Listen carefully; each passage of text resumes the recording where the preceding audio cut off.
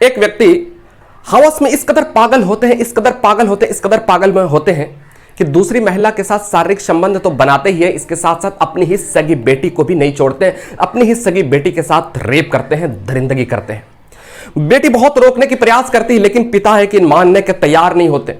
माँ को पता चलता है और माँ जो है ना बेटी के लेकर के कोर्ट पहुंचते हैं और कोर्ट का दरवाजा खटखटाते हैं और एफआईआर दर्ज होता है।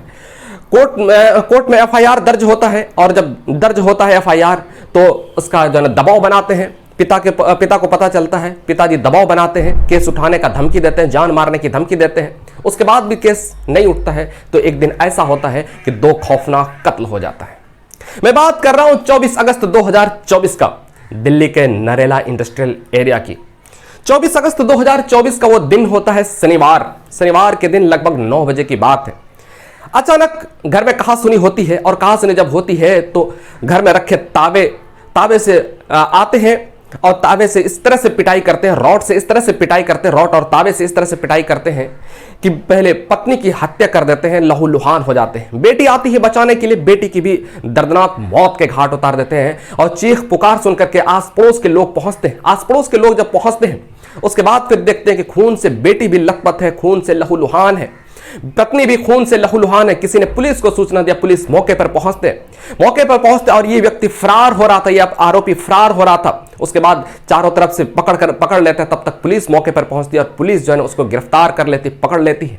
पुलिस पकड़ लेती है और जब पुलिस पकड़ लेती है तो फिर मौके पर फॉरेंसिक टीम बुलाया जाता है और शव को कब्जे में लेते हैं और पोस्टमार्टम के लिए भेजते हैं। और उसके बाद जब इस पुलिस सख्ती से इससे पूछताछ करते हैं तब फिर पता चलता है, पहले तो बरगलाने की कोशिश करते हैं, तरह तरह की बात पढ़ाने की कोशिश करते हैं। उसके बाद फिर जब पुलिस सख्ती से पेश आते हैं तो वो एक एक बात तोते की तरह बताने लगते हैं। वो बताते हैं कि बात दरअसल ये है कि 5 साल पहले से मेरा जो है ना चचेरे भाई की पत्नी से अवैध संबंध है, उसी के साथ शारीरिक संबंध बनाते थे।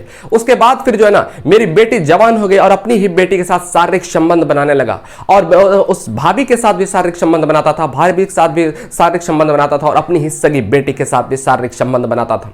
उसके बाद फिर बेटी बहुत मना करती थी, बहुत रोकती थी, लेकिन मैं हवस में पागल हो गया था, हवस में नहीं माना। उसके बाद फिर मेरी पत्नी ने कोर्ट में बेटी को खड़ा किया और कोर्ट में खड़ा करने के बाद मुझ पर केस हो गए। और जब मैं अपनी पत्नी को समझा रहा था कि अब इस तरह से नहीं होगा तो मान जाओ, लेकिन नहीं मानती थी। और इसी बात को लेकर के शनिवार के दिन 9 बजे लगभग इसी बात को लेकर के कहासुनी होती है और कहासुनी होती है। कहते हैं कि जब तक मेरी पत्नी कह रही थी जब तक तुम उससे रिलेशन नहीं छोड़ोगे और फिर इस तरह से हरकत दोबारा नहीं करोगे तो मैं तुम्हें बख्शने वाली नहीं हो। इसी बात को लेकर के बहुत बात बढ़ जाती है और मुझे गुस्सा बहुत आ गया और मैं तावा घर में रखा था, रॉड रखा था, पत्नी पर हमला किया और उसका हमला किया और उसकी मौत हो गई। बेटी आती है बचाने के लिए, बेटी पर वार किया और बेटी की भी मौत हो गई। पुलिस जो है उसको हिरासत में लेते हैं और हिरासत में